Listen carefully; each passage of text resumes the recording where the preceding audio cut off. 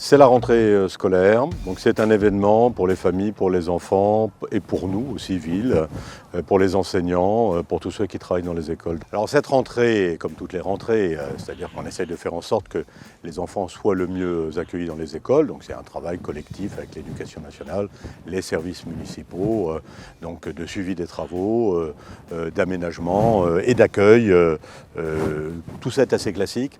La particularité quand même de cette année, c'est que nous sommes face à des augmentations de prix très importants. Alors d'abord le prix des fournitures pour les cantines scolaires, tout le monde peut le voir en faisant ses courses, ben pour nous c'est pareil.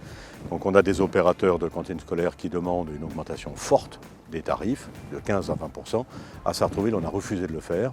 On a limité notre augmentation à 5%, sachant que on a bien conscience tous collectivement que c'est un effort que nous demandons aux familles. L'autre sujet, que vous connaissez également, c'est le sujet du coût de l'énergie. Donc nous allons renforcer les travaux que nous avons déjà engagés sur les écoles, au niveau des huisseries, au niveau du remplacement des chaudières, au niveau des modes de chauffage alternatifs. Par exemple, nous allons développer là, dans les mois qui viennent les réseaux de chaleur pour tout ce qui est la partie école Jaurès, collège, lycée et piscine. Et nous cherchons partout des solutions permettant de réduire les coûts de l'énergie, la consommation d'énergie. Et par exemple, en matière d'éclairage, nous avons commencé depuis plusieurs mois, dans certains quartiers, à couper l'éclairage la nuit, de 2h à 5h du matin. Nous allons le développer, pas partout, mais là où il y a peu de circulation, par exemple, ou peu de passages de nuit.